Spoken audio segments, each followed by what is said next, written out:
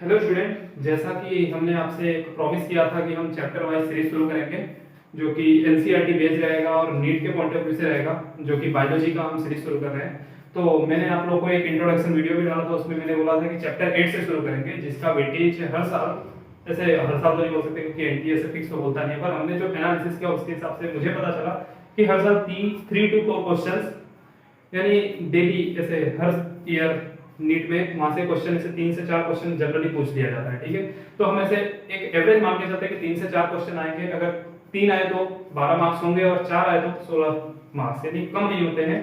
तो 360 में से 16 मार्क्स तो बस एक चैप्टर में दे जा रहा है, तो कोई ज्यादा खराब नहीं है। और दूसरी बात ये है कि ये चैप्टर का जो हम ऐसे देख रहे हैं तो चैप्टर बहुत इजी है, डायरेक्टली ऐसे आउट ऑफ एनसीईआरटी आता नहीं है। जैसा कि एनटीए ने बोला है कि हम जो भी क्वेश्चन नीट में पूछेंगे सारे के सारे कैसे रहेंगे, तो एनसीईआरटी बेस्ड रहेंगे, तो एनसीईआरटी से आउट ऑफ एनसीईआरटी नहीं जाएगा।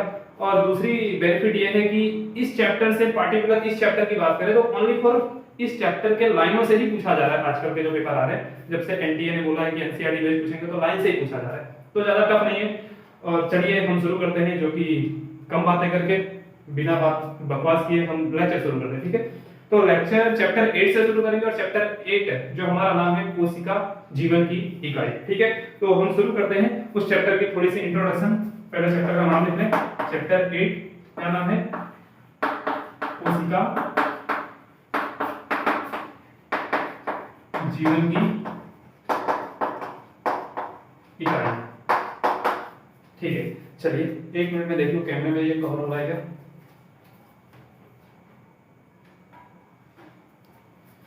चलिए क्लियरली कवर हो रहा है। ठीक है, चलिए हम शुरू करते हैं कि कोशिका जीवन की इकाई। अच्छा, इस चैप्टर का जो एनसीईआरटी ने ऐसे हमसे इंट्रोड्यूस कराया है, तो उसने कुछ ऐसा कराया कि यदि हम अपने आसपास देखते हैं तो हमें क्या दिखाई देते हैं? बहुत सारे सजीव और बहुत सारे निर्जीव हमें दिखाई देते हैं। तो उसने बताया कि हम कैसे पहचानते हैं कोई सजीव है और कोई निर्जीव है। तो हमने बचपन में क्लास 7, 8, 9 कभी ऐसे पढ़े होंगे कि भाई जो हलन चलन कर सके, जो श्वसन कर सके, जो ऐसे भाग दौड़ सकता है, हर एक क्रिया कर सकता है, हिल डुल सकता है, इन सबको हम क्या कहते हैं? सजीव कहते हैं। और जो ये नहीं कर सकता उसे हम क्या कहते हैं? निर्जीव कहते हैं। ठीक है, पर जो हमारा क्लास 11 की एनसीईआरटी है उसने बोला है कि भाई वो मत बताओ, परिभाषा मत दो मुझे कि सजीव किसे कहते हैं, निर्जीव किसे कहते हैं, पर ये समझाओ मुझे कि भाई सजीव और निर्जीव में क्या डिफरेंस है, कि सजीव को सजीव कहते हैं और निर्जीव को निर्जीव कहते हैं। तो उसने फर्स्ट लाइन जो पैराग्राफ की शुरुआत की उसने ऐसे शुरू किया कि भाई बताइए सजीव क्या होता है, निर्जीव क्या होता है। और सजीव अगर हिल डुल सकता है, श्वसन कर सकता है, श्वासोच्छ्वास की क्रिया कर सकता है, दौड़ सकता है, ये सब कर सकता है, तो निर्जीव ऐसा क्यों नहीं कर सकता? वो कौन सी संरचना है जो सजीव में होगा और निर्जीव में नहीं होगा? तो उसने आंसर भी किया बहुत अच्छे से कि भाई वो सजीव में क्या ऐसा है और निर्जीव में ऐसा क्या नहीं है। तो कोशिका, जीवन की कोशिका, जीव की कोशिका, अगर कोशिका है तो वो सजीव कहलाएगा और कोशिका नहीं है तो उसे क्या बोलेंगे? हम निर्जीव बोलेंगे। ठीक है, तो कोशिका से कहानी शुरू किया है और उसने हमें पूरा कोशिका की कहानी पढ़ा दी है पूरा चैप्टर में, और पूरा चैप्टर पार्टिकुलरली हमें कोशिका की ही कहानी पढ़नी है। ठीक है, तो उसने बोला कि भाई सजीव में, यदि किसी जीव में या किसी भी वस्तु के अंदर कोशिका है तो वो सजीव है, और कोशिका नहीं है तो वो क्या है? निर्जीव है। ठीक है, तो बोला गया है कि कोशिका क्या चीज है सर? उसने हमसे पूछ लिया किसी ने, स्टूडेंट ने क्लास में, सर कोशिका क्या है? बोल रहे सजीव है, तो कोशिका है, कोशिका है तो सजीव है और कोशिका नहीं है तो निर्जीव है। तो एनसीईआरटी ने उसका भी एक्सप्लेनेशन दिया कि कोशिका वो है जो जीवन की संरचनात्मक एवं क्रियात्मक इकाई है। लिख ले एक बार हम इधर बोर्ड की तरफ। तो उसने क्या बोला है? सजीव और निर्जीव में भेद बताओ, सजीव और निर्जीव में अंतर बताइए। तो हमने बोल दिया कि जिसमें कोशिका उपस्थित है तो इसे क्या बोल देंगे? सजीव, और जिसमें कोशिका अनुपस्थित है तो उसे क्या बोल देंगे? निर्जीव। अब पूछा गया कि कोशिका क्या चीज है, तो हमने बोला कि कोशिका क्या है? तो सजीव की संरचनात्मक एंड क्रियात्मक इकाई है। ठीक है, तो उसने क्या बोल दिया कि कोशिका क्या है? तो कोशिका सजीव की संरचनात्मक एवं क्रियात्मक इकाई है। अच्छा, क्या ओनली फॉर सजीव की? अरे नहीं, उसने सजीव ना बोलकर उसने बोला है कि हमारे जीवन की संरचनात्मक क्रियात्मक इकाई भी क्या है? कोशिका ही है। तो हम क्या लिखें? सजीव या तो जीवन, दोनों ही लिख सकते हैं। तो कोशिका जीवन की संरचनात्मक क्रियात्मक इकाई है, या तो सजीव की संरचनात्मक एवं क्रियात्मक इकाई है। ठीक है, चलिए अच्छा कौन से जीवित जीवों की भाई, जीवित सजीव की, तो मृत तो कोशिका होता है। ठीक है, तो जीवित सजीवों की संरचनात्मक क्रियात्मक इकाई क्या कहलाएगा? कोशिका। और जीवन की भी संरचनात्मक क्रियात्मक इकाई क्या कहलाएगा? कोशिका। सर ये इकाई का मतलब क्या? इकाई मतलब सबसे छोटा वह भाग जो किसी पूरे एक बड़े वस्तु का निर्माण करता हो। फॉर एग्जांपल अगर एग्जांपल लेना चाहें तो 9th की क्लास की बुक है जो उसमें चैप्टर नंबर 5 था, उसमें भी कोशिका यही चैप्टर है। वहां पे उसने एग्जांपल दिया है कि भाई अगर हमें घर बनाना है तो सबसे छोटी से छोटी इकाई क्या चाहिए? तो ईंटें चाहिए। अगर ईंट ही नहीं होगा तो हम घर या दीवार कैसे बनाएंगे? अगर हमें दीवार बनानी है, दीवार से तो घर बनेगा। तो ठीक है, अगर हम एक ईंट रखते हैं उसके ऊपर दूसरी ईंट, फिर तीसरी ईंट, चौथी ईंट, पांचवी, ऐसे ईंटों का एक गंज लगा के, पहाड़ लगा के हम घर बना सकते हैं। ठीक है, तो सबसे छोटी इकाई क्या चाहिए घर बनाने के लिए? ईंट तो चाहिए ही सर। ठीक है, बिना ईंट के आप घर को नहीं बना सकते। ऐसे ही किसी भी सजीव के शरीर का निर्माण करना है तो हमें सबसे छोटी इकाई क्या चाहिए सर? कोशिका। क्या चाहिए? कोशिका तो चाहिए ही। ठीक है, अब एनसीईआरटी ने जो एक्सप्लेनेशन दिया उसने क्या दिया है कि भाई आपने बोला कि कोशिका सजीव की संरचनात्मक क्रियात्मक इकाई है, इसका कोई प्रूफ है क्या कि सजीव की संरचनात्मक क्रियात्मक इकाई कोशिका है? इसका कोई प्रूफ है? तो उसने दिया है कि अगर हम बात करें एक कोश की सजीव की, किसकी बात करें? एक कोश की सजीव की बात करें तो एक कोश की सजीव मतलब जिसका शरीर केवल एक कोशिकाओं से बना हो। एक कोश की सजीव मतलब जिसका शरीर केवल एक कोशिका से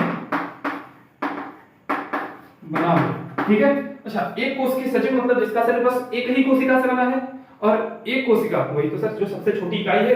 तो ये प्रूफ बताओ कि क्या ये सत्य है कि एक कोशिका जीवन की या सजीव की संरचनात्मक क्रियात्मक इकाई हो सकती है? तो उसका प्रूफ बताओ। तो हमने प्रूफ दिया कि सर एक कोश की सजीव जिसका शरीर एक कोशिका से बना है वो क्या क्या कर सकता है? तो वह स्वतंत्र जीवन जी सकता है, यानी स्वतंत्र जीवन यापन कर सकता है। और दूसरा अपने यानी एक तो स्वतंत्र जी सकता है, उसे किसी प्रकार की बाधा नहीं लगेगी, और दूसरा अपने जीवन के आवश्यकता अनुसार जो कार्य एक बहुकोश की जीव कर रहा है वो एक कोश की जीव भी कर देता है। ठीक है, जैसे कि हम कोई भी एग्जांपल ले ले, अमीबा ले ले। ठीक है, वो अपना हर एक पाचन, अवशोषण, हर एक प्रकार की क्रिया, वृद्धि, विभाजन, हर एक क्रिया कर सकता है। ठीक है, तो एक कोश की जीव भी क्या कर सकता है? स्वतंत्र अस्तित्व यापन कर सकता है। और दूसरा क्या कर सकता है? तो वो अपने जीवन आवश्यक हर एक कार्य को कर सकता है, जीवन के आवश्यक सभी कार्य करने में सक्षम होता है। ठीक है, चलिए तो हमने चैप्टर का कुछ इंट्रोडक्शन ऐसे शुरू किया कि भाई सजीव और निर्जीव क्या होते हैं। तो हमने बोला सजीव वो होता है जो जिसके अंदर कोशिका पाई जाती है, और निर्जीव वो होता है जिसके अंदर कोशिका नहीं पाई जाती। तो बोला कि कोशिका क्या है? तो हमने बोला कोशिका वह संरचना है जो एक सजीव की संरचनात्मक और क्रियात्मक यानी संरचना का निर्माण करता हो और क्रिया करने की कैपेबिलिटी भी हो। यानी वो क्या कर सकता हो? एक संरचना, एक पूरे बॉडी का निर्माण कर सकता हो, और उस बॉडी को किस तरह कार्य करना है, क्रिया कैसे करनी है, उस क्रिया का निर्माण भी कौन करता है? तो कोशिका ही करता है। ठीक है, अब कोशिका से हमें ये पता चल गया कि सर कोशिका संरचनात्मक क्रियात्मक इकाई है, पर इसका प्रूफ तो दो कि ये संरचनात्मक क्रियात्मक इकाई है। तो हमने प्रूफ भी दिया कि भाई एक कोश की सजीव की बात कर रहे हैं तो एक कोश की सजीव स्वतंत्र जीवन भी जी सकता है, और दूसरा अपने जीवन के आवश्यक हर एक कार्य को कर सकता है। मतलब अगर एक कोशिका पूरे अपना स्वतंत्र जीवन भी जी सकता है और कार्य भी कर सकता है, मतलब वो सजीव का निर्माण भी कर सकता है और कार्य कराने में सक्षम भी हो सकता है। ठीक है, तो इतना थोड़ा सा उसने इंट्रोडक्शन दिया थोड़ी सी कोशिका के बारे में। अब हम चैप्टर में कैसे मूव करेंगे उसकी कहानी देखते हैं। तो देखिए पूरे चैप्टर में कैसे हमें मूव करना है। पहले तो उसने बोल दिया कि भाई बताइए कोशिका क्या है, यानी कोशिका के बारे में हमें फर्स्ट टॉपिक बताना है। तो हमने इंट्रोड्यूस कर दिया।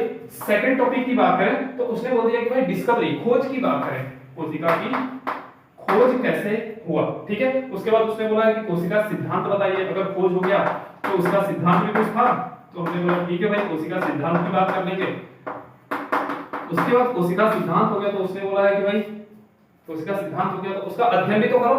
ठीक है, तो हमने क्या किया? कोशिका का अध्ययन करना है चैप्टर के अंदर। उसके बाद पांचवा टॉपिक है तो उसने बोला भाई अगर कोशिका का अध्ययन करो तो कोशिका दो प्रकार की मिलेगी जो हम आगे पढ़ेंगे, एक होगा प्रोकैरियोटिक और दूसरा होगा यूकैरियोटिक। तो उन दोनों कोशिकाओं के बारे में पढ़ो। पहला कौन सा, प्रोकैरियोटिक कोशिका, और दूसरा यानी 6 नंबर कौन सा, यूकैरियोटिक कोशिका। इनका क्या करना है, अध्ययन। पूरे चैप्टर के अंदर हमें इनके बारे में ही पढ़ना है। किसके किसके बारे में, कोशिका क्या है, कोशिका की खोज कैसे हुई, कोशिका सिद्धांत क्या है, फिर चौथे नंबर का कोशिका का अध्ययन करें, पूरे कोशिका का अवलोकन करें, अध्ययन करें। उसके बाद हम पढ़ेंगे कि भाई कोशिका का अध्ययन क्या था, हमें दो प्रकार की कोशिका मिलती है, एक मिली यूकैरियोटिक और एक मिल गया प्रोकैरियोटिक। ठीक है, तो ऐसे हमें पूरे चैप्टर में अगर आप शुरू करोगे एनसीईआरटी तो उसमें साइड में थोड़ा सा ऐसे लिख के रखा हुआ है कि क्या क्या हमें पढ़ना है पूरे चैप्टर के अंदर। ठीक है, चलिए तो हमने कोशिका के बारे में पढ़ लिया। ठीक है, तो अब सेकंड टॉपिक जो हमारा वो क्या है, खोज। तो हम यहाँ पे देखते शुरू करते हैं खोज की कहानी। ठीक है, तो अगर अब हम शुरू करते हैं खोज। तो खोज में ऐसे अगर हम पता करें भाई खोज कैसे हुआ कोशिका का, तो कोशिका की खोज करने की अगर बात करें तो एक साइंटिस्ट सबसे पहले है जिन्होंने सबसे पहले कोशिका की खोज की थी। सबसे पहले कोशिका की खोज, साइंटिस्ट का नाम रॉबर्ट हुक। कौन थे, रॉबर्ट हुक, जिन्होंने क्या किया था, सबसे पहले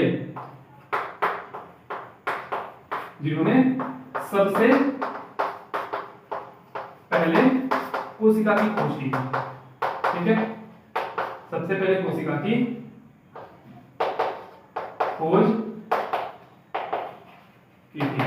ठीक है, सबसे पहले कोशिका की खोज किसने की थी, रॉबर्ट हुक ने किया था। ठीक है, अच्छा लेकिन यहाँ पे एक चीज और मेंशन करेंगे, रॉबर्ट हुक ने सबसे पहले कोशिका की खोज तो की थी, पर कैसी कोशिका थी, वो मृत कोशिका थी। कैसी थी, मृत कोशिका थी।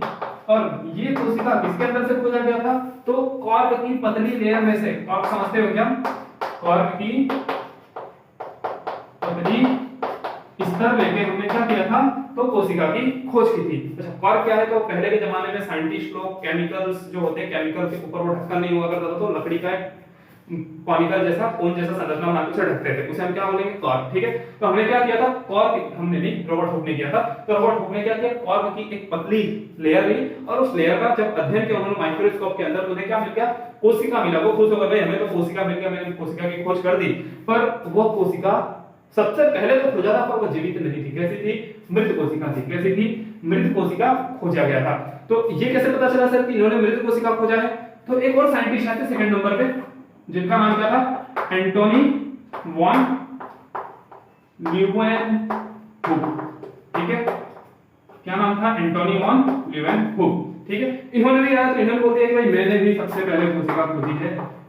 कैसी खोजी है, सबसे पहले मैंने खोजी। सबसे पहले कोशिका की खोज किसने की है, तो भाई इन्होंने बोल दिया कि भाई मैंने कोशिका की खोज की है। आप लोग कैसे बोलते हो कि तुमने खोजा है, भाई कोशिका की खोज तो मैंने कर दी है। तो पूछा गया भाई तुमने कोशिका की खोज की, तो मैंने तो दिखाया वो भी तो कोशिका ही है। तो बाद में ल्यूवेनहुक ने बताया कि भाई तुमने मृत कोशिका खोजा है और मैंने क्या खोजा है, तो जीवित कोशिका। ठीक है, तो अगर कभी भी हमारे नीट में क्वेश्चन आए ना कि सबसे पहले कोशिका की खोज किसने की थी, तो रॉबर्ट हुक। पर कैसी, मृत कोशिका। अगर क्वेश्चन में दिया है कि सबसे पहले कोशिका की खोज किसने की है, तो हम रॉबर्ट हुक टिक करके आएंगे। पर अगर क्वेश्चन में ऐसा दिया है कि सबसे पहले जीवित कोशिका की खोज किसने की है, तो एंटोनी वॉन ल्यूवेनहुक ने किया है। तो सबसे पहले कोशिका की खोज रॉबर्ट हुक, और सबसे पहले जीवित कोशिका की खोज तो एंटोनी वॉन ल्यूवेनहुक। ठीक है, चलिए अब थर्ड साइंटिस्ट है जिनका नाम था रॉबर्ट ब्राउन। ठीक है, थर्ड साइंटिस्ट क्या थे, रॉबर्ट ब्राउन, जिन्होंने क्या खोजा था, तो इन्होंने सबसे पहले किसकी खोज की, केंद्रक की खोज की। सबसे पहले केंद्रक की खोज किसने किया था,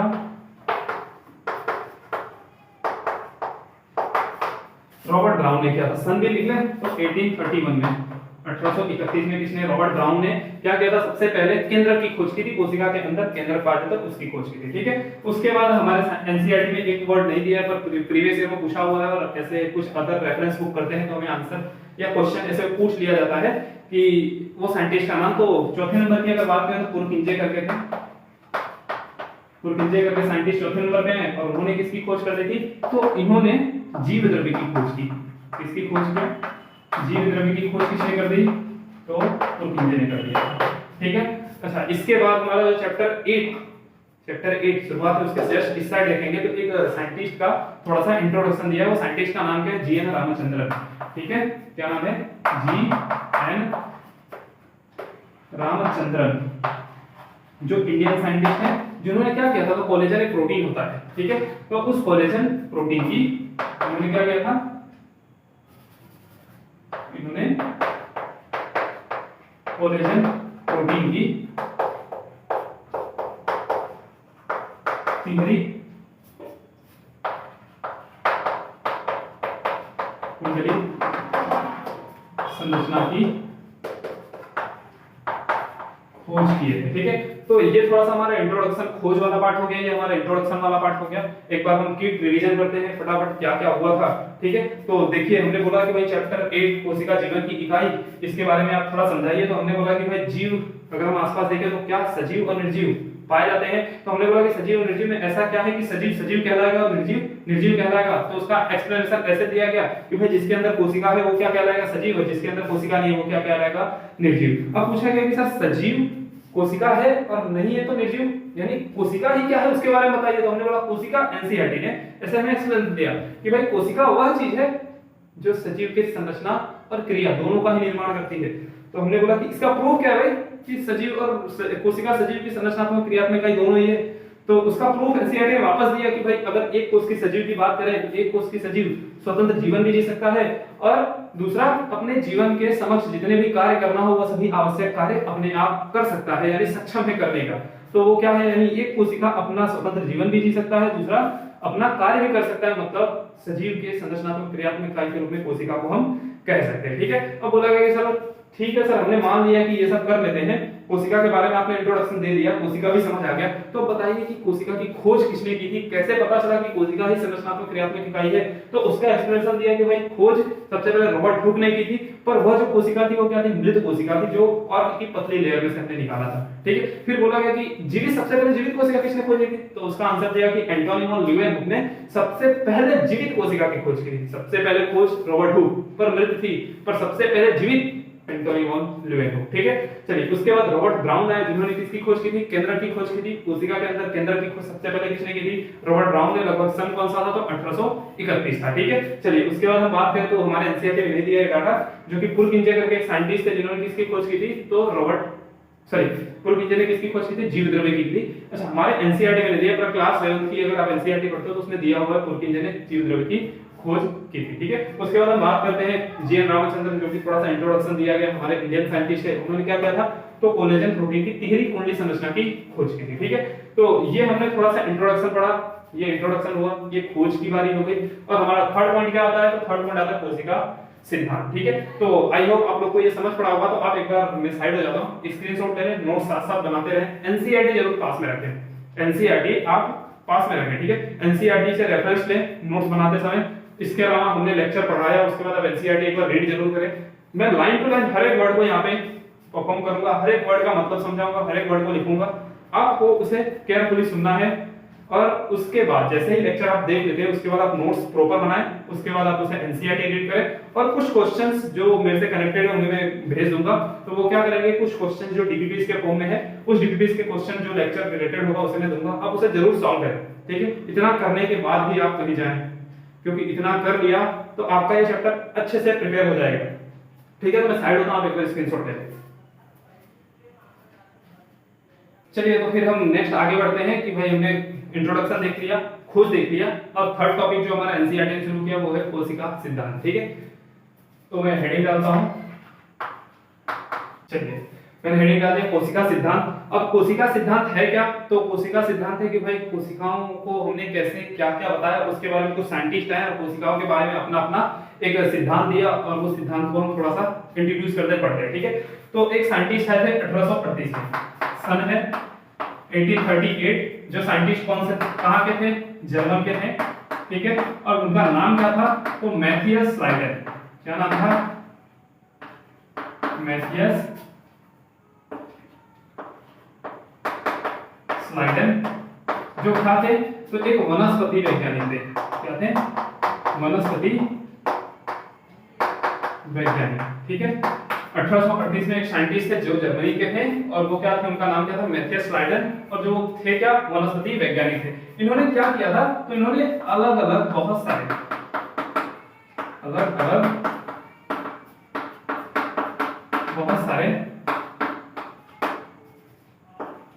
वनस्पति कोशिकाओं का अध्ययन वनस्पति कोशिका नहीं बोलेगा, वनस्पतियों का अध्ययन किया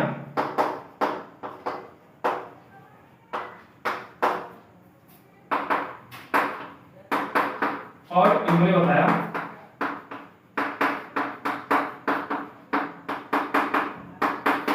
इन्होंने क्या बताया अपने अध्ययन करने के बाद इन्होंने एक नियम बताया कि भाई पौधों का शरीर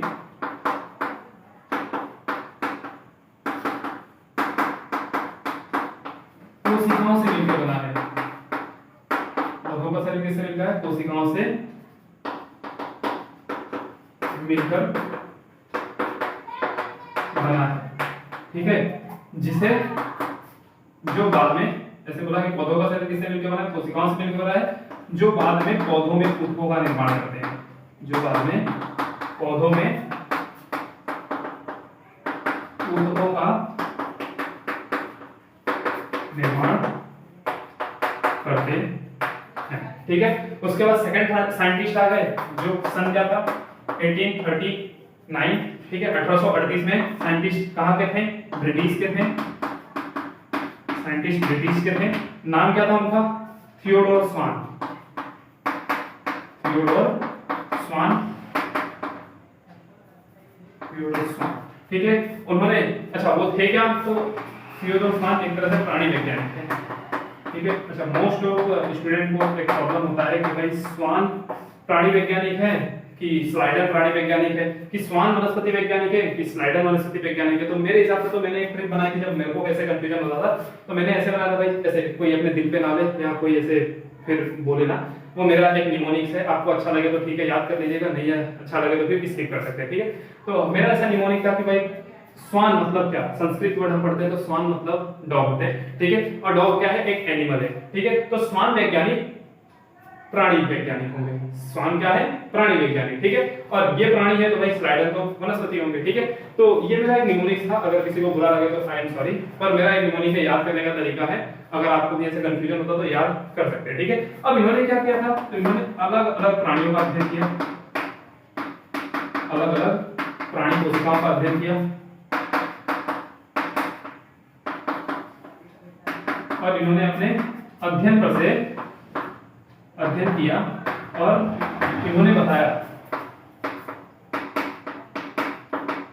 इन्होंने बताया कि प्राणी कोशिका के बाहर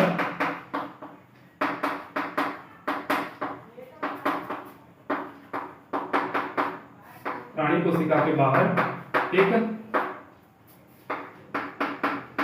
पतला आवरण पाया जाता है, जिसे आजकल हम क्या कह रहे हैं? जिसे आजकल हम जीव द्रव्य झिल्ली कहते हैं। क्या कहते हैं? जीव द्रव्य झिल्ली कहते हैं, ठीक है। तो हमारे दूसरे साइंटिस्ट कौन है? तो ब्रिटिश साइंटिस्ट थियोडोर स्वान, हाँ एग्जैक्टली। तो ब्रिटिश साइंटिस्ट थियोडोर स्वान थे, जिन्होंने जो एक प्राणी वैज्ञानिक थे, तो उन्होंने अलग अलग प्राणियों का अध्ययन किया और अध्ययन पर से उन्होंने बताया कि प्राणियों का जो कोशिका है, कोशिका के बाहर एक पतली लेयर पाई जाती है, पतला आवरण पाया जाता है, जिसे आजकल हम किस नाम से जानते हैं? तो जीव द्रव्य झिल्ली के नाम से जानते हैं, ठीक है। इसके अलावा उन्होंने प्राणी का तो अध्ययन किया ही किया, पर वनस्पति कोशिकाओं का भी अध्ययन किया। इन्होंने किसका अध्ययन किया?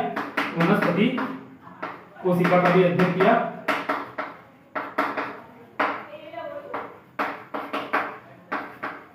और इन्होंने बताया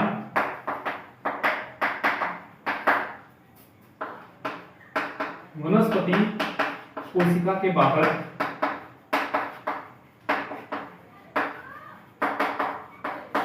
कोशिका भित्ति पाई जाती है, कोशिका भित्ति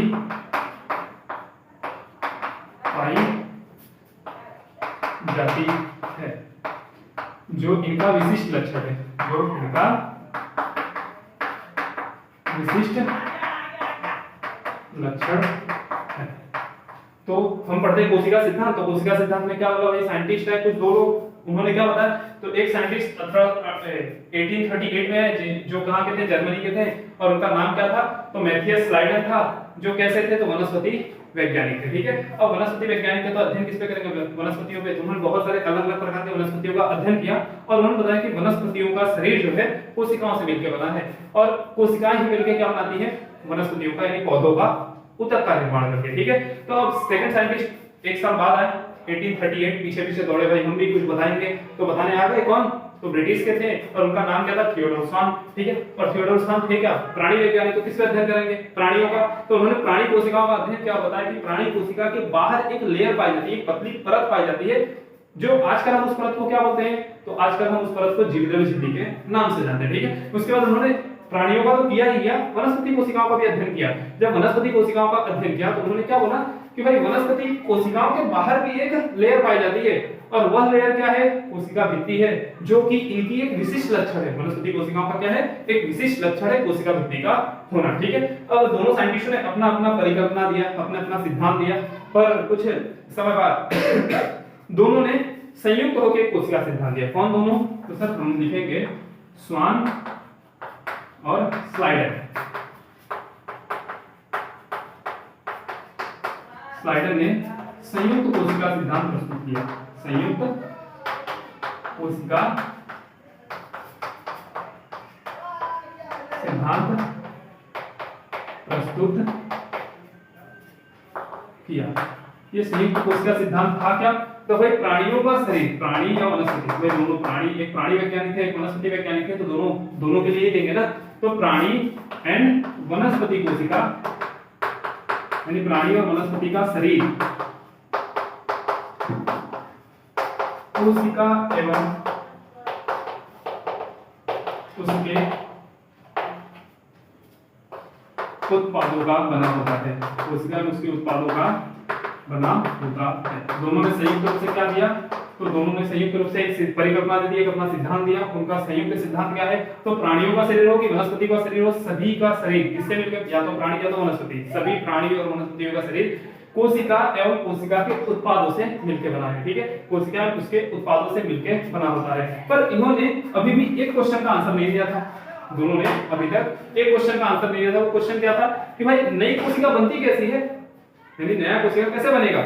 तुमने तो बोलते हैं कोशिका जीवन की इकाई है, कोशिका ये है वो है, कोशिका सभी सजीवों का निर्माण करती है, प्राणियों का निर्माण करती है, वनस्पतियों का निर्माण करती है, तो बताइए भाई नया कोशिका बनता कैसे है। तो इस पे बिल्कुल ही दोनों चुप हो गए, यानी दोनों साइंटिस्ट एकदम शांत हो गए, भाई हमें नहीं मालूम है कि नई कोशिका कैसे बनती है। तो ये क्या बताने में सक्षम नहीं थे, तो नई कोशिका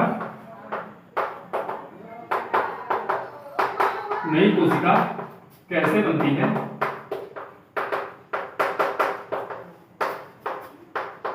इसके बारे में नहीं बता पाए। ठीक है, तो दोनों साइंटिस्ट नई कोशिका कैसे बनती है इसके बारे में नहीं बता पाए। तो भाई अब किसी को तो आना पड़ेगा बताने के लिए, तो एक और साइंटिस्ट आ गए। कब आए थे सर, 1855 में। नाम क्या था, रुडोल्फ विर्सो।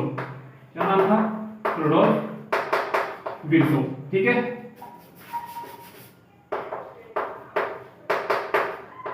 रुडोल्फ विर्सो।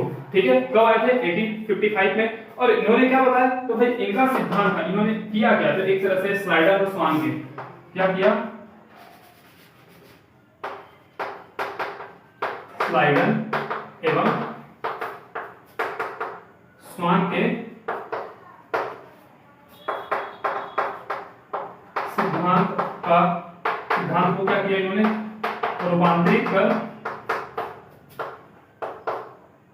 एक नई कोशिका सिद्धांत दिया, एक नई कोशिका सिद्धांत दिया। ठीक है, अब रुडोल्फ विर्सो आए तो भाई मेरे को कुछ बताना पड़ेगा कि नई कोशिका कैसे बनी है। कब आए थे, 1855 में, जिनका नाम क्या था, रुडोल्फ विर्सो। उन्होंने क्या किया, तो कुछ किया नया नहीं, कुछ किया, बस स्लाइडर और स्वान की जो कोशिका सिद्धांत था उसमें कुछ नया कर दिया, यानी उसी सिद्धांत को रूपांतरित किया गया, कुछ थोड़ा सा मॉडिफिकेशन करके। और वो मॉडिफिकेशन था क्या, तो उन्होंने बोला कि भाई पहला तो उनका नियम यही था, पहला नियम क्या था कि भाई सभी सजीवों का निर्माण कोशिका में उसके उत्पादों से होता है। पर दूसरा नियम जो बताना था ना कि नई कोशिका कैसे बनती है, उसको इन्होंने बताया कि नई कोशिका का निर्माण जो बनेगा ना, नया कोशिका, वो नई कोशिका का निर्माण पहले कोई कोशिका उपस्थित होगी उसके विभाजन से बनता है। यानी हमारे शरीर के अंदर कोई कोशिका उपस्थित है, वही विभाजित होकर दो भागों में बटेगी, दो भागों में अगर बढ़ती है तो एक नई कोशिका का निर्माण हो जाता है। ठीक है, तो पुरानी उपस्थित कोशिका में से एक नई कोशिका का निर्माण होता है, कैसे? विभाजन के द्वारा। तो हमारे लोग विश्व साहब क्या बता दिए कि नई कोशिका का निर्माण, नई कोशिका का निर्माण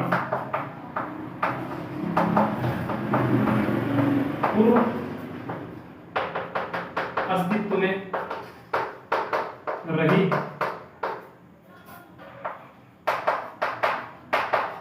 कोशिका के विभाजन से बनता है। ठीक है, क्या बताया कि पूर्व अस्तित्व कोशिका के विभाजन से। लोग इसके साथ बताया कि नई कोशिका कैसे बनेगी? नई कोशिका पहले से अगर कोई कोशिका उपस्थित है, यही कोशिका आगे बढ़ के क्या हो जाएगी? दो भागों में बढ़ जाएगी। तो एक कोशिका इधर गई और एक कोशिका इधर आ गई, तो एक कोशिका में दो कोशिकाओं का निर्माण हो जाता है, किसके द्वारा? विभाजन के द्वारा। और कैसे? तो पूर्व अस्तित्व कोशिका उपस्थित होगी, उसी में से इसका निर्माण होगा। उन्होंने एक वर्ड दे दिया बहुत अच्छा था, जो क्या है? ओमनिस सेलुला ई सेलुला। ठीक है, तो इन्होंने एक वर्ड दे दिया कि भाई ओमनिस सेलुला ई सेलुला। ठीक है, जो क्या है? इसका मतलब यही होता है कि नई कोशिका का निर्माण पूर्व अस्तित्व कोशिका के विभाजन से बनता है। ठीक है, तो लगभग हमने देख लिया कोशिका सिद्धांत। अब इसके बाद पूरे कोशिका सिद्धांत का इन्फ्रेंस बताइए, मेन पॉइंट बता दीजिए है क्या। तो पूरे कोशिका सिद्धांत का जो मुख्य सिद्धांत, जो मेन दो पॉइंट है, वो पहला पॉइंट था, पहला पॉइंट है वही सभी सजीवों का निर्माण कोशिका है उसके उत्पादों से मिलकर बना है। तो हम लिखेंगे सभी सजीव का निर्माण कोशिका एवं उसके उत्पादों का बना है। ठीक है, पहला नियम क्या था कि सभी सजीवों का निर्माण कोशिका एवं उसके उत्पादों से बना होता है। ठीक है, दूसरा सिद्धांत क्या था? तो अगर दूसरे सिद्धांत की हम बात करें तो दूसरा सिद्धांत क्या कहता है? दूसरा सिद्धांत है वही जो हमारे रुडोल्फ विर्सो साहब दिए कि नई कोशिका का निर्माण पूर्व अस्तित्व कोशिका के विभाजन से बनता है। तो सेकंड क्या हो जाएगा? नई कोशिका का निर्माण पूर्व अस्तित्व कोशिका के विभाजन से बनता है। ठीक है, तो लगभग हमने जो कोशिका सिद्धांत था उसको भी हमने कंप्लीट कर दिया। लगभग कोशिका सिद्धांत में एनसीईआरटी में इतना दिया, इससे ज्यादा नहीं दिया है। तो अगर आप रीड करेंगे तो हर एक लाइन टू लाइन मैंने समझा दिया है जो कि एनसीईआरटी में दिया गया है। तो आप इसका एक बार स्क्रीनशॉट ले लीजिए, उसके बाद में क्या करता हूं, इसे रफ करता हूं। ठीक है, चलिए, तो लगभग हमने कोशिका सिद्धांत भी पढ़ लिया। अब नेक्स्ट टॉपिक जो हमारा है कोशिका का अध्ययन। ठीक है, तो हमने पहले देखा भाई कोशिका क्या है, उसके बाद उसकी खोज देख ली, उसके बाद उसके सिद्धांत देख लिए। अब कोशिका का अध्ययन करेंगे। ठीक है, तो जो फोर्थ पॉइंट है वो क्या है? कोशिका का अध्ययन। तो कोशिका का अगर अध्ययन करते हैं तो सबसे पहला क्वेश्चन पहले देख लीजिए, कोशिका का अध्ययन। ठीक है, चलिए, अब जो कोशिका का अध्ययन है तो उसमें पूछा गया कि भाई कोशिका कैसा दिखता है, आखिर है क्या, ये बड़ा क्या है भाई? कोशिका कोशिका कर रहे हैं, उसके बारे में थोड़ा बहुत बता भी दिए। कोशिका है क्या, दिखता कैसा है, उसके बारे में समझाइए थोड़ा बहुत। तो हमने बोला भाई कोशिका एक चैम्बर जैसा होता है, कंपार्टमेंट, रूम के कमरे जैसा होता है, जो क्या करता है? हमें बाहर के वातावरण से अंदर के वातावरण को अलग करने का काम करता है। ठीक है भाई, रूम माचिस का बॉक्स देख लो यार, क्या करता है? जो डब्बी है माचिस की, वो क्या करती है? तो बाहर के वातावरण को अंदर के वातावरण से, यानी तीली को बाहर के वातावरण से बचाती है। तो रक्षा करने का काम, बाहर के वातावरण से अंदर के वातावरण का जो कांटेक्ट है उसको तोड़ने का काम कौन करता है? तो हमारा वो डब्बी। तो ऐसे ही कोशिका क्या करती है? बाहर के एनवायरनमेंट के, बाहर के वातावरण से कोशिका के अंदर के वातावरण का रक्षा करने का काम, एक तरह से चैम्बर की तरह काम करती है। ठीक है, तो हम क्या लिख सकते हैं कि भाई कोशिका है क्या? तो कोशिका एक कमरे की तरह होता है। कोशिका किसकी तरह होता है? कमरे की तरह, यानी रूम की तरह होता है। अच्छा, कोशिका अगर रूम की तरह है तो उसका अध्ययन करें। तो हमने क्या किया भाई, क्या करते हैं, शुरू करते हैं भाई, जैसे सबने शुरू किया कोशिका सिद्धांत में, वनस्पति कोशिका, प्राणी कोशिका, तो हम भी शुरू करते हैं। तो हमने क्या किया? प्याज के छिलके का अध्ययन किया। वनस्पति कोशिका में किसका अध्ययन किया? वनस्पति कोशिका में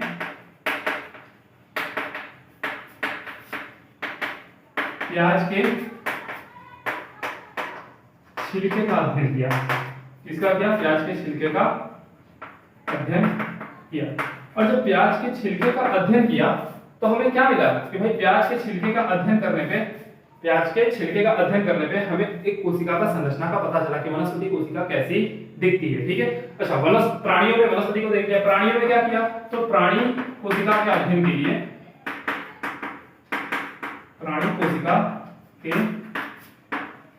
लिए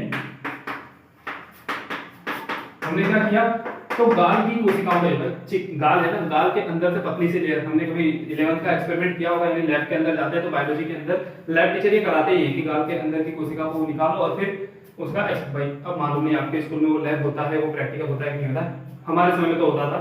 तो हमारे लैब टीचर तो कराते थे भाई गाल की कोशिकाओं को निकालो, हल्की हल्की पतली सी लेयर, और उसको फिर माइक्रोस्कोप के अंदर स्लाइड बना के देखना होता है। ठीक है, तो गाल की कोशिकाओं का अध्ययन किया प्राणी कोशिकाओं के लिए, तो हमने क्या किया, प्राणी कोशिका के अध्ययन के लिए गाल की कोशिका का अध्ययन किया।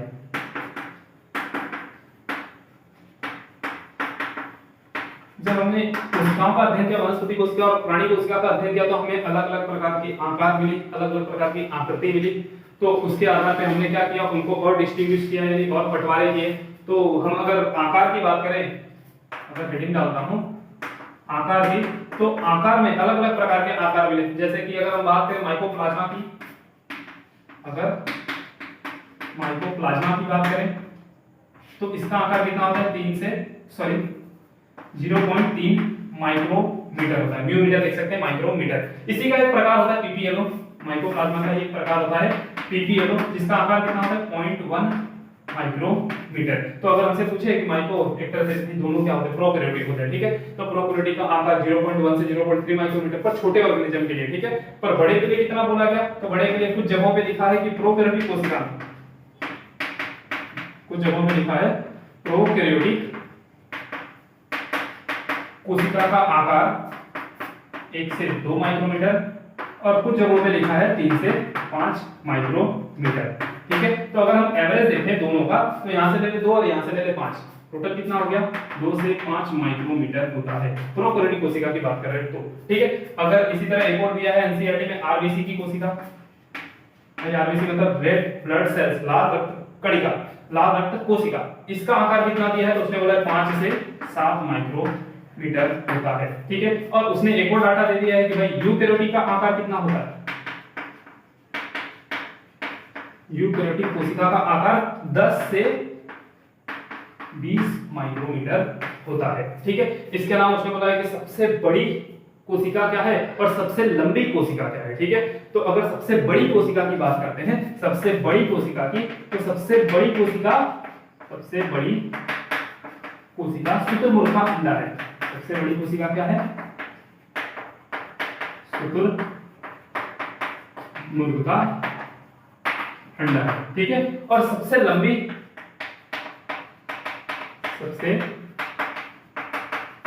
कोशिका क्या है, तो सबसे लंबी कोशिका की अगर बात करते हैं तो वो क्या है सर, हमारे अंदर तंत्रिका कोशिका, न्यूरॉन कहते हैं इंग्लिश में। ठीक है, तंत्रिका कोशिका क्या है, सबसे लंबी कोशिका है। ठीक है, तो ये थोड़ा सा हमारा क्या हुआ, अध्ययन का पार्ट हुआ।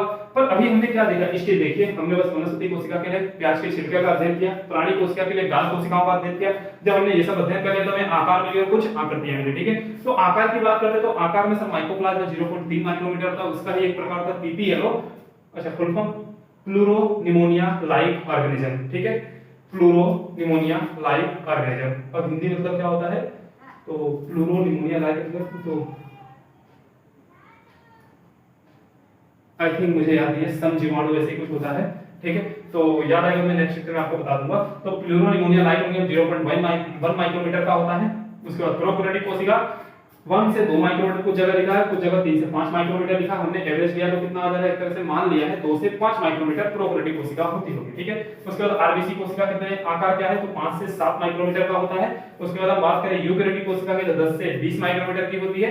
और उसके बाद बात करते हैं सबसे बड़ी कोशिका की, तो शुतुरमुर्ग का अंडा है। और सबसे लंबी कोशिका क्या है, तो हमारा तंत्रिका कोशिका है। ठीक है, चलिए, तो ये हमारा एक आकार वाला पार्ट खत्म हुआ। अब एनसीईआरटी में इधर देखेंगे तो आपको साइड में बहुत सारी आकृतियां दी हैं। ठीक है, तो आकृति का भी अध्ययन कर ले।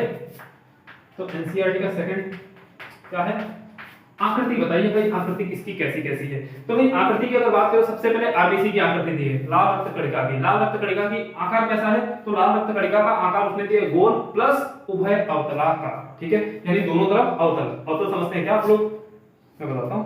अवतल मतलब जो उभरा हुआ सतह होता है उसे क्या कहते हैं, अवतल।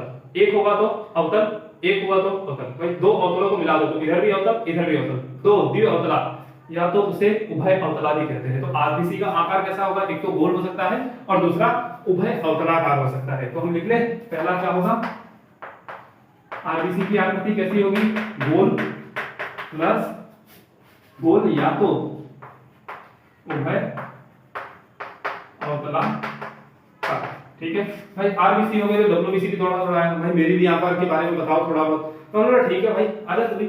आरबीसी की आकार की बात करें तो आरबीसी अमीबा के आकृति का होता है। अमीबा आकृति मतलब अमीबा की तो आकृति नहीं होती है, आकृति नहीं है। अमीबा जिस सेल में चाहे उस सेल में बन सकता है, तो आरबीसी भी अमीबाकृत होता है। अमीबा के जैसे ही आकृति रखता है, जैसा चाहे वैसा आकृति बना सकता है। तो सॉरी आरबीसी बोल रहा हूं, डब्ल्यूबीसी। तो डब्ल्यूबीसी कैसा होता है, यानी श्वेत रक्त कणिका। डब्ल्यूबीसी का मतलब व्हाइट ब्लड सेल्स। श्वेत रक्त कणिका का आकार कैसा होता है, तो ये अमीबा के आकृति का होता है। तो अमीबाकृत, अपने एनसीईआरटी में क्या लिखा है, अमीबाकृत आकृति होती है, ठीक है। अगर हम बात करें जो भी यहाँ पे लिखा सबसे लंबी कोशिका तंत्रिका कोशिका, तो ये कैसी होती है, तंत्रिका कोशिका कैसी होती है, तो तंत्रिका कोशिका शाखित होती है। कैसी होगी, लंबी और शाखित। कैसी होती है तंत्रिका कोशिका, लंबी होती है और कैसी होती है, शाखित, यानी शाखाओं में बटी होती है, ठीक है। चलो इसके बाद और कोई है, तो उसने हमारा एक और नाम लिया पर्णमध्योतक। पत्तों के अंदर पाया जाता है पर्णमध्योतक। पर्णमध्योतक कैसा होता है, तो पर्णमध्योतक गोल और अंडाकार दोनों भी होता है, ठीक है। अगर आप क्लास 11th की चैप्टर नंबर कौन सा है, पत्ती का संरचना, चैप्टर नंबर 5 के लगभग मॉर्फोलॉजी, ठीक है। तो आकारिकी, अब जो भी हो, ठीक है। तो उसमें चैप्टर नंबर 5 में शायद वही है, पहले चैप्टर 5 ही है, आकारिकी की बात करते हैं। तो आकारिकी की अगर बात करते हैं तो आकारिकी में सबसे पहले कौन सा है, तो पर्णमध्योतक की पत्ते की सबसे लास्ट संरचना देखो पर्णमध्योतक। तो पर्णमध्योतक की कोशिका, वहां पे भी लिखा हुआ है कि पर्णमध्योतक की आकृति कैसी होती है, तो गोलाकार या तो अंडाकार होती है, ठीक है। तो हम लिखेंगे चौथा, पर्णमध्योतक कैसा होता है, गोल एंड अंडाकार होती है, ठीक है। कैसा होगा, गोल और अंडाकार, ठीक है। इसके बाद अगर हम बात करें घनाकार, घनाकार उपकला की, ठीक है, सॉरी घनाकार होगा स्तंभाकार की, ठीक है, स्तंभाकार उपकला की। तो ये कैसी होती है, तो भाई ये भी कैसा होगा, लंबा होगा और कैसा होगा, पतला होगा, ठीक है। कैसा होता है, लंबा होता है और पतला होता है। ऐसे ही ट्रैकिड्स की बात करें, वाहिनिकी भाई जल के परिवहन में मदद करती है, ठीक है। तो अगर ट्रैकिड्स की बात करें, छठा वाहिनिकी की बात करें, ठीक है, तो वाहिनिकी कैसा होता है, तो इकहरा दीर्घीकृत। कैसा होगा, इकहरा दीर्घीकृत होता है, ठीक है। तो ये हमारा थोड़ा सा इंट्रोडक्शन वाला पार्ट था। जब तुमने कोशिकाओं का अध्ययन किया तो हमें ये सब पता चला कि भाई कोशिका का अध्ययन कैसे करेंगे। तो हमने शुरू किया भाई वनस्पति कोशिका को उठा लो, और वनस्पति कोशिका हमें उठानी पड़ी तो हमने प्याज उठा लिया, घर में से सस्ता मिल गया, ठीक है। जब प्याज को उठाया तो हमने देखा कि भाई प्याज में भी वो प्याज की कोशिका क्या होगी, वनस्पति कोशिका का अध्ययन हो गया। और जब हमने प्राणी का देखना था तो हमने बोला भाई कहां ढूंढे प्राणी, किसी को मारना पड़ेगा, इससे अच्छा काम करते हैं जी अपने गाल को ही थोड़ा सा छिलके चेक करते हैं। जब हमने गाल को छिलके प्राणी कोशिका का अध्ययन किया तो प्राणी कोशिका का अध्ययन करके हमने देखा कि भाई कुछ अलग अलग आकार मिलते हैं और कुछ अलग अलग आकृतियां मिलती है, ठीक है। तो आकार की अगर बात करते हैं, सबसे पहले क्या है, माइक्रोप्लाज्मा जो कितना होता है, 0.3 माइक्रोमीटर होता है। उसी का एक प्रकार होता है पीपीएलओ, जो कि नाम फुल फॉर्म क्या होगा, प्लूरोनिमोनिया लाइक ऑर्गेनिज्म, ठीक है, जो कितना होता है 0.1 माइक्रोमीटर होता है।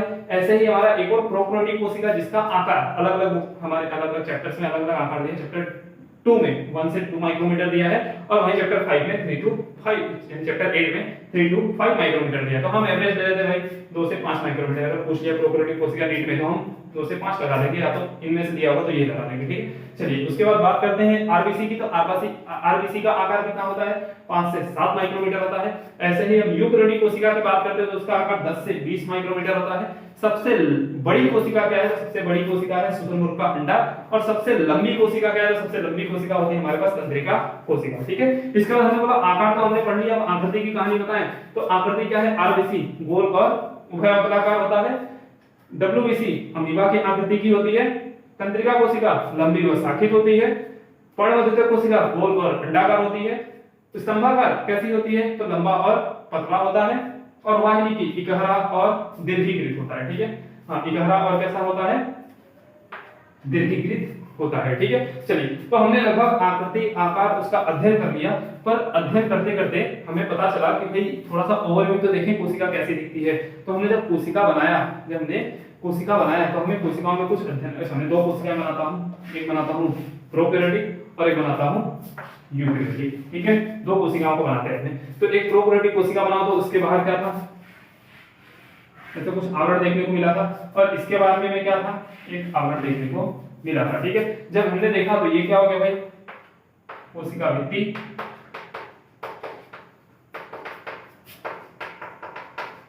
और ये क्या था हमारा, तो जीव द्रव्य झिल्ली,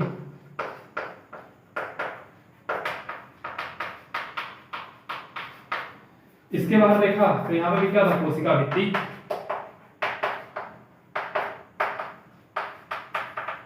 और ये क्या था, ये भी था जीव द्रव्य झिल्ली, ठीक है। अच्छा, ये कौन सी कोशिका है, इसे मान लें भाई हमने, ये जो कोशिका है ये है प्रोकैरियोटिक, ये कौन सी कोशिका है, प्रोकैरियोटिक कोशिका है, ठीक है। ये जो कोशिका बनाए मान लें यूकैरियोटिक है, ठीक है, कैसा है, यूकैरियोटिक। पर यूकैरियोटिक में भी कौन सा वाला है, तो हमने बोल दिया भाई वनस्पति कोशिका है।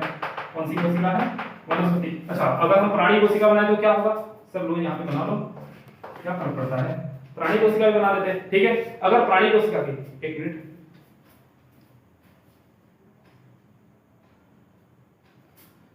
चलिए, तो अगर प्राणी कोशिका की बात करें तो सर प्राणी कोशिका में ये बाहर की एक लेयर होती है जिसे क्या कहते हैं, जीव द्रव्य झिल्ली, और ये सब क्या होता है, कोशिका द्रव्य। ये क्या होगा, तीनों के अंदर कोशिका द्रव्य। अब हमसे कोई क्वेश्चन पूछ ले कि भाई ऐसा एक संरचना बताइए जो सभी कोशिकाओं में कॉमन होता है, सामान्य होता है, तो हम देखें तो सर इसमें कोशिका भित्ति, इसमें कोशिका भित्ति, इसमें कोशिका भित्ति नहीं है। यहाँ पे जीव द्रव्य झिल्ली है, यहाँ पे जीव द्रव्य झिल्ली, यहाँ पे, अरे सर तीनों में जीव द्रव्य झिल्ली मिल गया। अच्छा, ये क्या है, वनस्पति, ये कौन सा है, प्राणी, ठीक है, ये किसकी कोशिका है, प्राणी की। तो सर जीव द्रव्य झिल्ली क्या है, तीनों में कॉमन संरचनाएं हैं, ठीक है, तीनों में कॉमन संरचना क्या पाई जा रही, जीव द्रव्य झिल्ली। तो अब हमने देखा कि सर कोशिका द्रव्य भी तो है, पर हमने संरचना पूछा, कोशिका द्रव्य संरचना थोड़ी है, वो तो एक घटक है ना।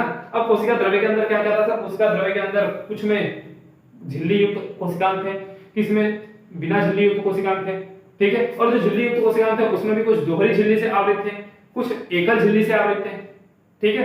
तो देखिए भाई किसमें क्या क्या था, तो हम देखेंगे झिल्ली युक्त अंगिकाओं में, ठीक है। आप इसका स्क्रीनशॉट ले लीजिए, मैं इसे रफ करूं।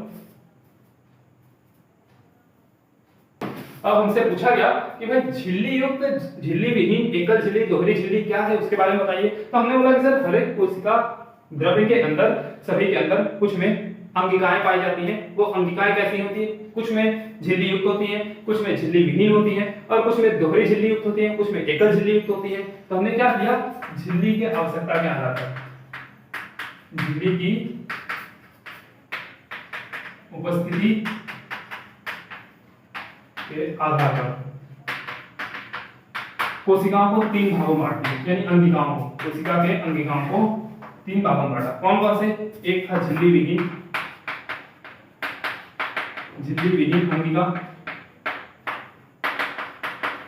एक था झिल्ली एकल झिल्ली युक्त, एकल झिल्ली युक्त, और एक था दोहरी झिल्ली, दोहरी झिल्ली युक्त अंगिका, ठीक है। अब दोहरी झिल्ली युक्त अंगिका कौन कौन सी है, तो हमारे एनसीईआरटी में सबसे पहले केंद्रक, केंद्रक क्या होता है, दोहरी झिल्ली युक्त अंगिका। दूसरा क्या होता है, सूत्रकणिका, जिसको माइटोकॉन्ड्रिया भी कहते हैं, हम लिख देंगे दूसरा क्या होगा, सूत्रकणिका, जिसे क्या कहेंगे, माइटोकॉन्ड्रिया। थर्ड क्या होगा, तो थर्ड उसमें लिख दिया है लवक, क्या होगा, अच्छा लवक को कुछ लोग थ्री मेम्ब्रेन यानी तिहरी झिल्ली युक्त भी बोलते हैं, पर अभी हम यहाँ पे एनसीईआरटी में दोहरी झिल्ली युक्त में ही लेंगे, ठीक है। चलिए अब बात करें झिल्ली विहीन की, तो झिल्ली विहीन में कौन है, राइबोसोम, राइबोसोम जो झिल्ली विहीन होता है इसमें पाया जाता है pro and eukaryotic, prokaryotic eukaryotic दोनों पाया जाता है। इसके अलावा वनस्पति एंड प्राणी दोनों में ही पाया जाता है, वनस्पति में पाया जाएगा और प्राणी में भी पाया जाता है। इसके अलावा क्या होगा दूसरा, तारक केंद्र, दूसरा क्या होता है, तारक केंद्र, ये भी क्या होता है, झिल्ली विहीन होता है, जो कि ओनली फॉर किसमें पाया जाता है, प्राणी के अंदर पाया जाता है। ठीक है, तो हमने देखते हैं भाई एक तो राइबोसोम हो गया, दूसरा क्या होगा, तारक केंद्र जो झिल्ली विहीन होते हैं। ठीक है, चलिए एकल झिल्ली तो कौन कौन से होते हैं, तो पहला तो होता है हमारा एंडोप्लाज्मिक रेटिकुलम, जिसे कहते हैं अंतःप्रद्रव्य जालिका। ठीक है, दूसरा क्या होता है, गोल्गी कार, दूसरा क्या होगा, गोल्गी कार। अच्छा, झिल्ली विहीन में एक चीज और भी लिख सकते हैं, गुणसूत्र, क्योंकि गुणसूत्र के आसपास भी झिल्ली नहीं होता है। ठीक है, तो गुणसूत्र भी क्या है, हमारे झिल्ली विहीन में आ सकते हैं। इसके अलावा हमने एकल झिल्ली में ईआर बोल दिया, गोल्गी क्या बोल दिया, इसके अलावा पुटिका बोल देंगे, क्या बोलेंगे, पुटिका। इसके अलावा कोई और है तो सर हमारे अंदर पक्षमाभ, क्या होगा, पक्षमाभ, और क्या होगा, कसाभिका।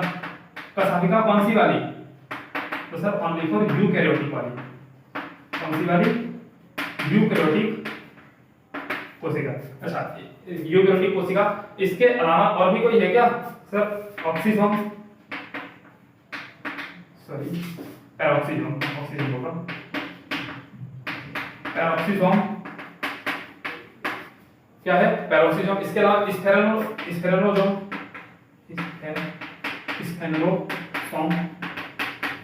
इसके अलावा और कोई है सर, रेक्टिका, लाइसोसोम। इसके अलावा क्या होगा, रिक्तिकाएं, इसको और भाषा में राजधानी, तो मालूम नहीं आपने एनसीईआरटी में क्या नहीं, राजधानी लिखा तो राजधानी याद रखना, रिक्तिका हो तो रिक्तिका याद रखना। ठीक है, इसके अलावा झिल्ली विहीन में एक और आ जाएगा, चौथा केंद्रिका, जो केंद्र के अंदर पाया जाता है, ये भी क्या होता है, झिल्ली विहीन होता है। ठीक है, तो हमने देखा कि झिल्ली के आधार पे 3 प्रकार की अंगिकाएं पाई जाती हैं। एक होता है झिल्ली विहीन अंगिका, दूसरी होती है एकल झिल्ली युक्त अंगिका, तीसरी होती है दोहरी झिल्ली युक्त अंगिका। अच्छा, अंगिकाएं पाई कहां जाती है, कोशिका के कोशिका द्रव्य के अंदर, कोशिका के कोशिका द्रव्य के अंदर, कोशिका के कोशिका द्रव्य के अंदर। ठीक है, तो कोशिका के कोशिका द्रव्य के अंदर क्या क्या होता है, तो सर कुछ कोशिकाएं पाए जाते हैं, कुछ झिल्ली विहीन होते हैं, कुछ एकल झिल्ली युक्त होते हैं, कुछ दोहरी झिल्ली युक्त होते हैं। अगर हम झिल्ली विहीन की बात करें तो राइबोसोम है, जो प्रोकैरियोटिक यूकैरियोटिक दोनों पाया जाता है, प्राणी और वनस्पति दोनों पाया जाता है। सेकंड की बात करें तो तारक केंद्र होता है, जो ओनली फॉर प्राणी कोशिकाओं में पाया जाता है, वो भी झिल्ली विहीन होता है। तीसरा गुणसूत्र, तो सर वो भी झिल्ली विहीन ही होता है।